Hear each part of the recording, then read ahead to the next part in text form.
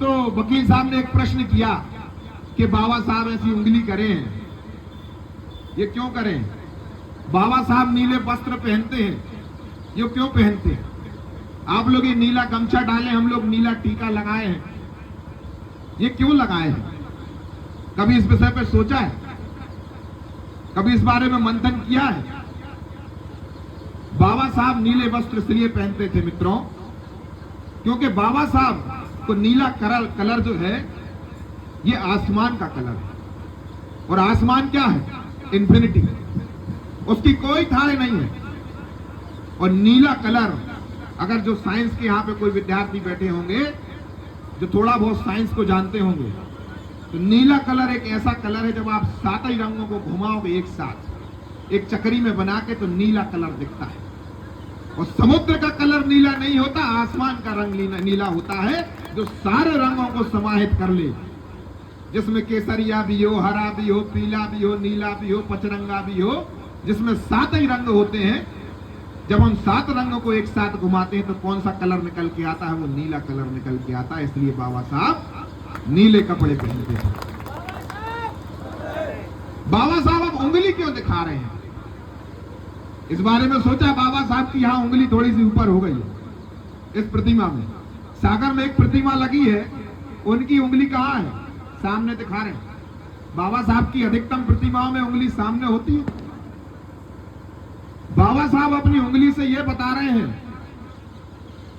कि ये जो संविधान हम आखिरी में दबाए हैं, इस संविधान को पढ़ के संविधान की ताकत के साथ हमें सदनों में बैठना है। इस देश के सबसे बड़े सदन लोकसभा में बैठना है, विधानसभा में बैठना है, और इस उंगली का हमें सही उपयोग करना है। इस उंगली का हमें सही उपयोग करना है। कोई अगर हमारी में उंगली करता है तो हम उनकी में भी उंगली कर सकें। इसलिए बाबा साहब ये उंगली बता रहे कि जीवन में हमें उंगली करना नहीं छोड़ना। अगर हमने उंगली करना छोड़ दिया तो आपकी में सब उंगली करते रहेंगे। इसलिए बाबा साहब की उंगली का महत्व समझिए। बाबा साहब यहाँ पेन क्यों लगाए हैं? आप देखना प्रतिमा में पेन भी जरूर लगा रहे हैं। अकेली किताब पढ़ने से कुछ नहीं होने वाला, आपको यहाँ पेन भी लगाने की आवश्यकता है।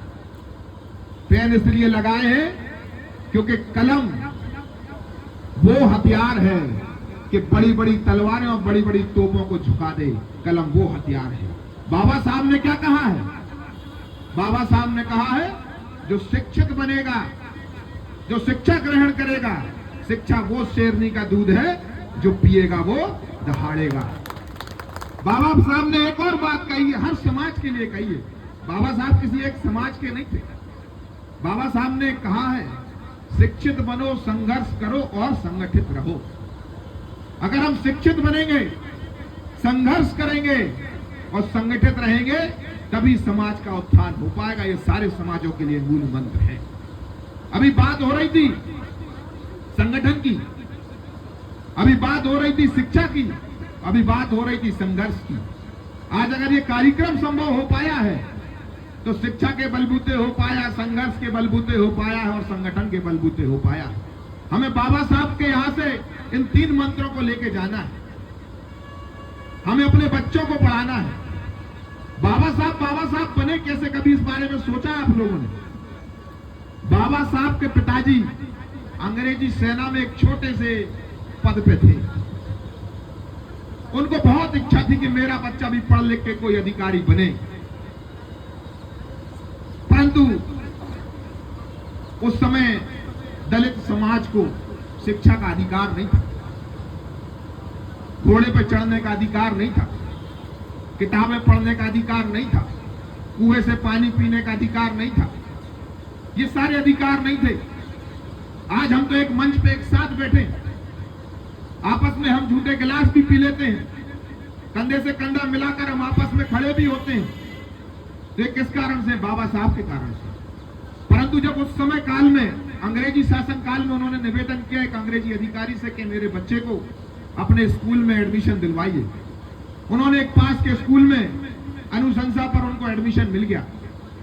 परंतु जब बाबा साहब स्कूल गए तो उन्होंने देखा कि मुझे क्लास के बाहर बिठालते हैं और बाहर बैठ के मेरे लिए क्लास में एजुकेशन ग्रहण करना पड़ता है। जो सर पढ़ाते हैं उसको हमें ग्रहण करना पड़ता है। जब बाबा साहब ने ये सारी यातनाएं झेली, अपने पिताजी से वो प्रश्न करते थे कि मेरे साथ ऐसा क्यों होता है।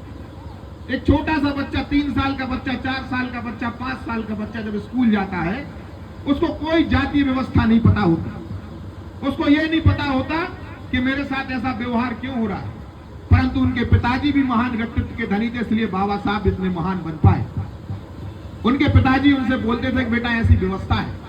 उनको ये नहीं बोला करते थे कि तुम अनटचेबल हो, कभी ये बात उनसे नहीं कहा करते थे। धीरे धीरे बाबा साहब के मन में जिज्ञासा जागी। बाबा साहब के मन में जैसे जैसे जिज्ञासा जागी कि मुझे दूसरे बच्चों से दूर क्यों बिठाया जाता है। जब मुझे प्यास लगती है तो स्कूल का प्यून पानी पिलाने के लिए लोटे से क्यों आता है। जब मैं खाना खाता हूं लंच में, तो दूसरों के साथ मैं लंच क्यों नहीं शेयर करता, एक तरफ बैठ के खाना क्यों खाता हूं। जब इन सारी पीड़ाओं को बाबा साहब ने झेला, तब जाके बाबा साहब अंबेडकर बन पाए और समाज में जो व्याप्त छुआछूत जैसी व्यवस्था थी उसको दूर करने का उन्होंने संकल्प लिया। छोटी से ही उम्र से उन्होंने संकल्पित लेकर, अगर वो शिक्षा को नहीं ग्रहण कर पाते, अगर वो पढ़ नहीं पाते, अगर वो सारी समस्याओं को ना झेलते और साथ ही साथ इन समस्याओं को झेलते हुए आगे ना बढ़ते, तो आज वो बाबा साहब अंबेडकर इस संविधान की रचनाकर्ता नहीं बन पाते। इसलिए उन्होंने शिक्षा के महत्व को समझा। आज आप जाके देखिए स्कूल में, अगर आपको क्लास से बाहर बैठा ले, दूसरे दिन से बच्चा स्कूल जाना बंद कर देगा। आपको क्लास में पानी पीने के लिए प्यून को बुलाया जाए तो बच्चा दूसरे दिन से मम्मी से ये कहेगा मुझे स्कूल नहीं जाना। परंतु बाबा साहब के अंदर बचपन से वो संकल्प था कि मुझे शिक्षित बनना और इस समाज में इतना बड़ा आदमी बनना है कि मैं समाज में फैली कुरीतियों को दूर कर सकूं, समाज में फैली असमानता को मैं दूर कर सकूं। इसलिए बाबा साहब ने वो संकल्प लिया। मैं आपसे एक बात और बोलूंगा कि आप बड़े बनिए, आप बड़े बनिए। जितने आप बड़े बनेंगे, आपने कभी देखा होगा कोई अमीर आदमी आता है तो शायद ही है उसकी हम जात पूछते हैं क्या? कोई बड़ा आदमी आता है, विद्वान आता है, हम उससे जात पूछते हैं क्या? नहीं पूछते। परंतु कोई छोटा आदमी आता है, गरीब आदमी आता है, हमारे दरवाजे में खड़ा होता है, सबसे पहले हम उसकी जात पूछते कि नहीं पूछते? आपके घर में कलेक्टर आ जाए, आपके घर पे विधायक आ जाए, मैंने देखा कई हरिजन विधायकों के बड़े बड़े सवर्ण जातियों के लोगों के पांव में डले हुए। ताकत की पूजा होती है। शक्ति स्वरूपी माता जगदम्बे की नवरात्रि चल रही है, हम पूजा किसकी करते हैं? ताकत की। अंबेडकर जी यहाँ पे हैं, वो क्या है? ताकत का स्वरूप है। ताकतवर बनिए, अपने समाज को आगे लेकर जाइए, ताकतवर बनिए, शिक्षित बनिए, संपन्न बनिए, संघर्ष करिए, आगे बैठिए। खुद ब खुद समाज आगे बढ़ जाएगी, खुद ब खुद ये सारी जो जाति व्यवस्था है ये खत्म हो जाएंगी। मैं अंत में एक और बात आपसे बोलूंगा। बाबा साहब ने 2 शादियां करी थी। एक प्रथम जो पत्नी थी वो शांत हो गई थी उनकी, और दूसरी पत्नी जो उनकी थी, अगर आप लोगों ने बाबा साहब को पढ़ा होगा, मैं इस मंच से नहीं बोलूंगा वो किस समाज से थी। आप लोग इस बारे में घर जाके अध्ययन करना वो किस समाज से थी। मैं किसी समाज का निंदक नहीं हूं, परंतु जब बड़ा व्यक्ति हो जाता है तो सामाजिक चीजें टूट जाती हैं, सामाजिक ताने बाने टूट जाते हैं और जात पात खत्म हो जाता है। अगर हमें जात पात खत्म करना है, आप लोग भी बढ़िए, अपने साथ वालों को भी बढ़ाइए। जो हमारे लोग पिछड़ गए हैं किसी कारणों से, शिक्षा के अभाव से, धीरे धीरे समाज आगे बढ़ जाएगा, धीरे धीरे हमारे लोग आगे बढ़ जाएंगे। हम सब आगे बढ़कर इस समाज के उत्थान में बाबा साहब के विचारों को आगे लेकर जाएंगे। मैं बस आपसे यही बोलना चाहूंगा और आप सभी से यही निवेदन करना चाहूंगा। यहाँ पर जो युवा पीढ़ी बैठी है, मैंने जो देखा था बच्चियां आई हुई हैं, हम ये प्रयास ये करें कि इन बच्चियों को मंच पे बिठा लें अगली बार बाबा साहब के कार्यक्रम में। बच्चियों को मंच पे बिठा लें और बच्चियों से हम उद्बोधन कराएं, क्योंकि संविधान में सबसे पहले अगर महिलाओं के शिक्षा के अधिकार की अगर किसी ने बात करी थी तो वो कौन थे? बाबा साहब थे। उन्होंने ये नहीं बोला था कि हरिजन की बच्चियों को सिर्फ, दलितों की बच्चियों को सिर्फ एजुकेशन मिलना चाहिए। उन्होंने ये बोला था सवर्ण जातियों में भी जो बच्चियां जो कोठियों में दरबारों में अंदर घुसी हुई हैं उनको भी शिक्षा का अधिकार मिलना चाहिए। अगर बाबा साहब ये शिक्षा के अधिकार के लिए, बच्चियों के अधिकार के लिए, महिलाओं को आगे बढ़ाने की बात नहीं करते तो आज देश में जो 33% वुमेन रिजर्वेशन की बात हो रही है ये भी सदन में नहीं हो रही है। इसलिए ये जो कार्यक्रम है महिलाओं को बाबा साहब के लिए समर्पित करना चाहिए और उनके द्वारा बाबा साहब का ये पूरा कार्यक्रम अगली बार से हम ये प्रयास करें कि उनके माध्यम से हो और महिलाओं की इसमें बढ़ चढ़ का उनका योगदान रहे। बहुत बहुत धन्यवाद। मैं पुनः बोलूंगा भारत माता की जय। आप सभी पुनः एक बार भारत माता का जोरदार जय। भारत माता की, भारत माता की जय जय जय जय जय भीम, जय जय जय जय जय भीम। हाँ, और एक और आखिरी में आग्रह करना चाहूंगा आपसे।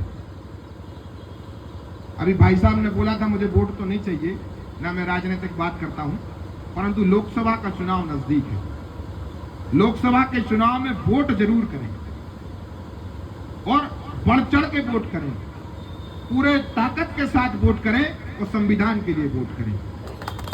मैं आपसे यही बात बोलना चाहूंगा क्योंकि किसी भी समाज का आकलन, अगर किसी व्यक्ति का अगर आकलन आज के हिंदुस्तान में अगर किसी का आकलन अगर होता है तो वो किस चीज से होता है?